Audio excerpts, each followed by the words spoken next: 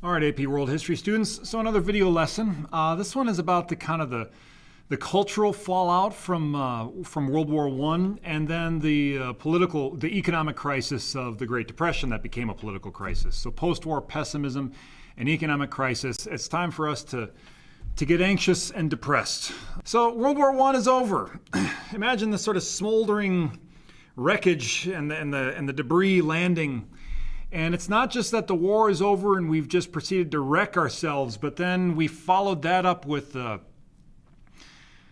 treaty negotiations and a peace treaty that kind of leaves, a whole lot of the world kind of scratching their heads like, what did we just do here, right? Like so much, the Enlightenment kind of seemed to propel us forward with such optimism, and then there's the Industrial Revolution, and look at this promise and prosperity and modernity and science, and everything is just sort of pointed, let's big arrow forward into the future, and then we just obliterated ourselves for reasons that, in the clear light of day afterwards just kind of seems silly. And it's hard to articulate afterwards, like, why, right? And what did we get out of it? I mean, that's like a general feeling, but that sense, guys, shows up in art. It shows up in culture and literature. It shows up in scientific movements in certain ways. And so we talk about this period of scientific pessimism, or I guess the start of postmodernism. Like it seemed like modernism maybe had reached some cul-de-sac. Like it was just like we thought we were following the forward arrow to utopia, and we just got obliterated. And what does that mean then, right? And so there's a lot of these scientific ideas fall under this umbrella of scientific pessimism or postmodernism that sort of suggests there is no objective, knowable reality. That's a big question. And in our philosophy courses here at school, we really explore that and unpack what that means to say something like that.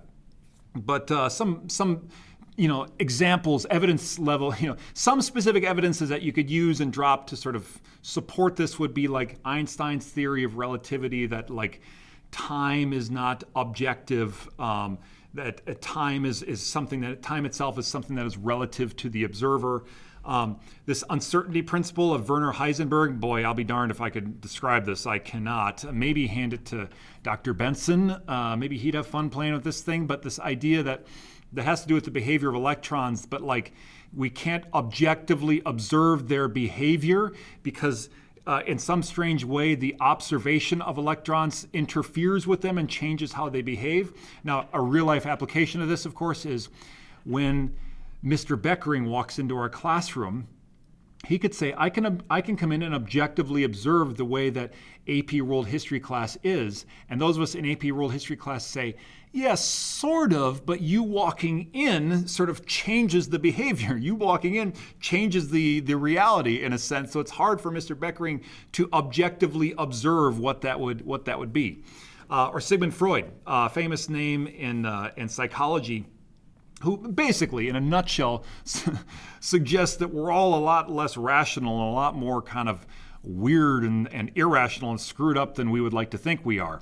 And that actually, to explain ourselves, we don't need to sort of talk about the conscious rational thought in the front of our brains, but it's really all the tangled and repressed subconscious stuff way deep down that sort of explains our behavior. So all this is getting way more specific and a little bit off the track of history, but I'm trying to say like there are sort of movements within science that are sort of part of this scientific pessimism or this postmodern movement that's happening, partly in response to just the despair from the wake of the war.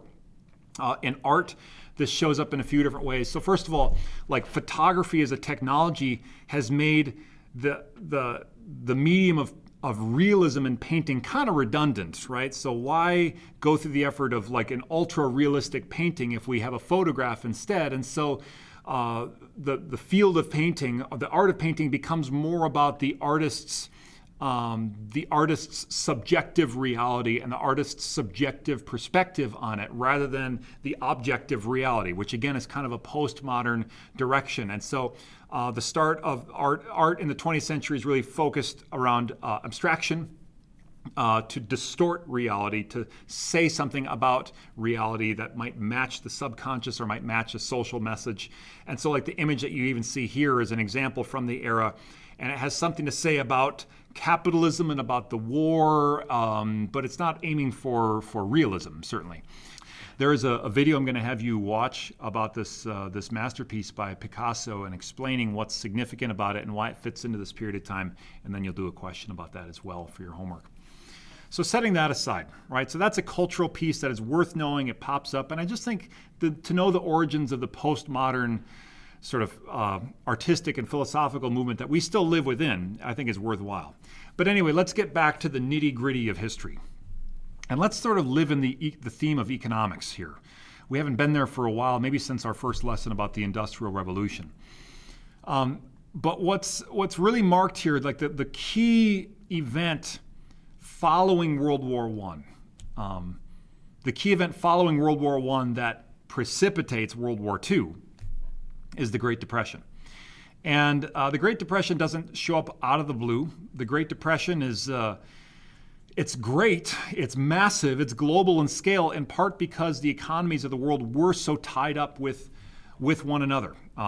It's worth noting that the Great Depression did begin in the United States. You're welcome, planet Earth.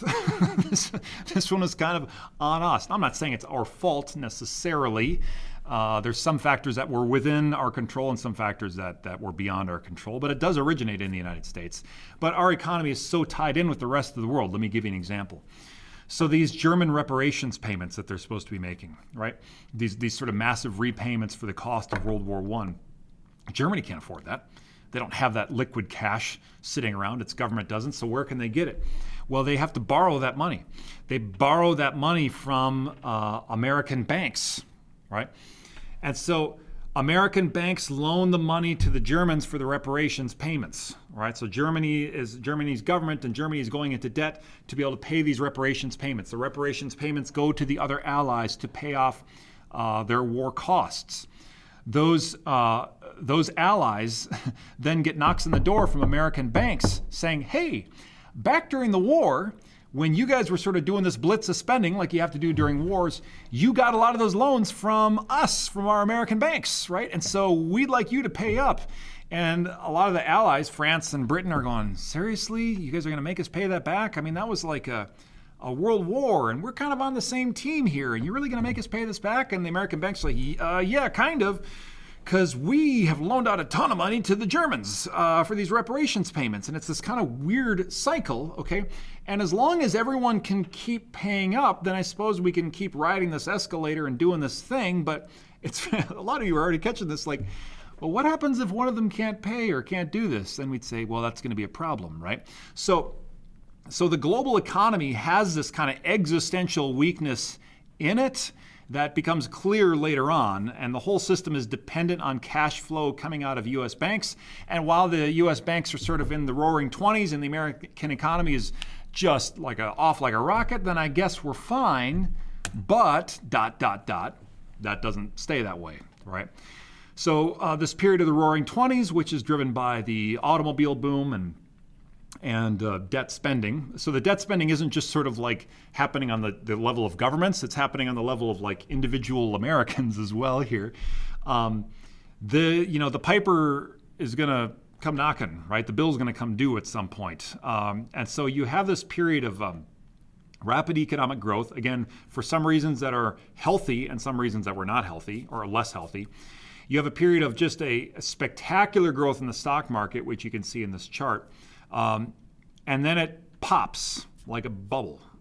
There is a stock market crash that is in part brought about because everyone's kind of recognizing that some of the indications in the American economy are growing weaker, and farmers are really struggling, and certainly the situation can't keep growing like this.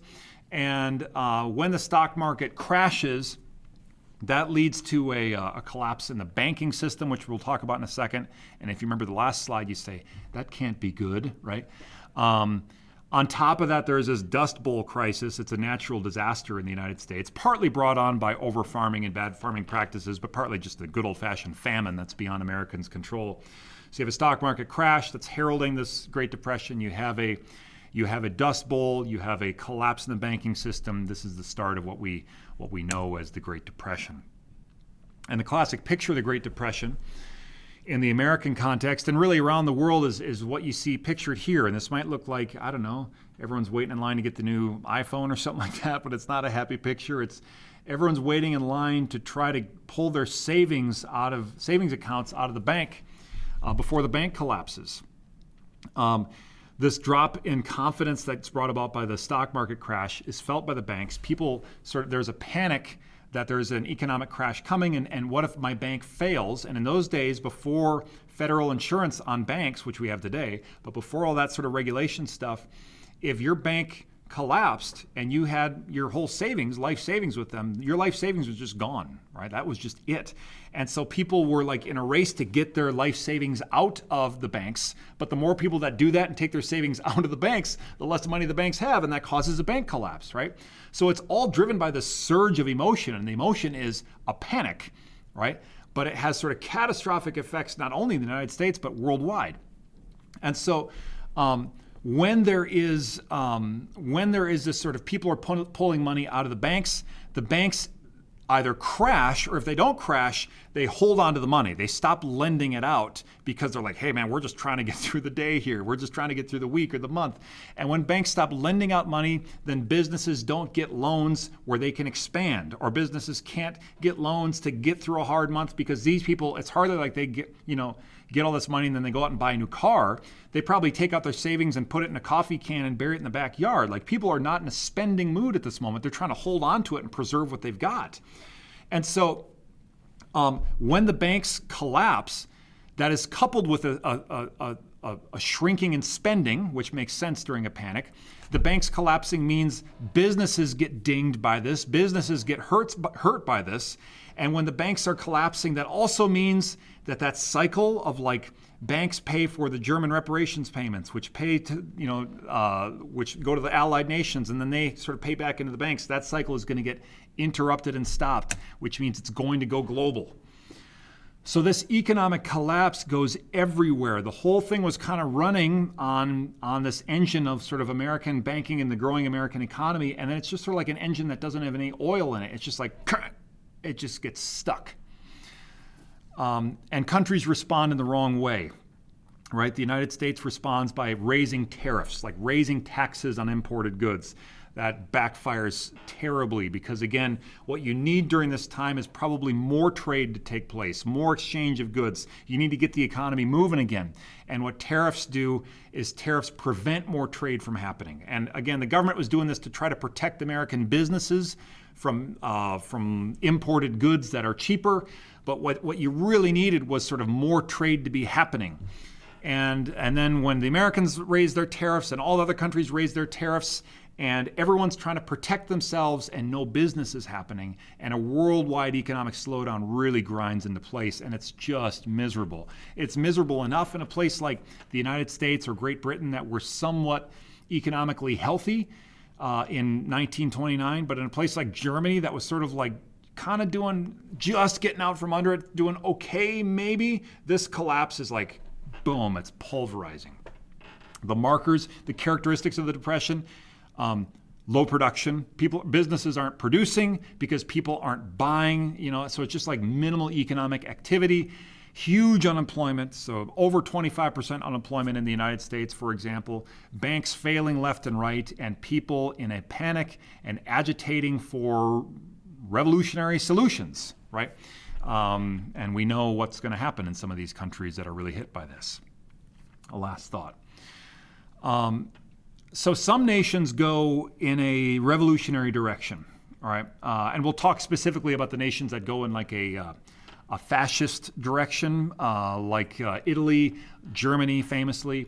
We'll talk about, there were some nations that were really struggling to fend off socialist revolutions, being called for during this time. But what happened to the liberal democracies like the United States or Great Britain was, I guess, a robust response from the middle, where it's like, okay, this becomes the dawn of what we understand now as like modern welfare systems or state social safety nets set up by the state to sort of try to catch people when there are contractions like this. Or like I put, the harshest effects of capitalism, the government, the thinking became government should sort of have some kind of safety net to catch those people. And so all the kind of social programs that we understand today that are part of a system, our system is capitalist, but we have these social safety net systems. This becomes sort of the norm during and as a response to the Great Depression. Governments also begin to sort of use this idea that maybe to get ourselves moving again economically, we should do a blitz of government spending. Like, let's start building anything, building city halls, building dams, building, new roads, highways to whoever. Just sort of build stuff, do stuff to get, jobs to people and get paychecks in people's pockets and help them to spend again. This becomes an approach to getting out of problems, economic problems like this, and it's advocated by a guy named John Maynard Keynes, who says if you're in a depression and a slowdown, the government needs to lead the way by dumping a bunch of money into the economy and lowering interest rates to make it easier to borrow money. And then he said, once things are back and healthy again, then the government should sort of pull back on a lot of that stuff. Now I'll say, what sort of tended to happen is, when in a time of crisis, government would spend a bunch of money and lower interest rates, and then once things are going well again, government mostly kept spending all that money and kept interest rates low, which isn't really exactly what Keynes said, but anyway, that's a different story for a different day, and it has to do with our government debt today. That's not exactly where we're going. So that's our lesson here. Post-war pessimism and the Depression and where that went. You've got a viewing check to answer with this, so good luck, guys, and take care.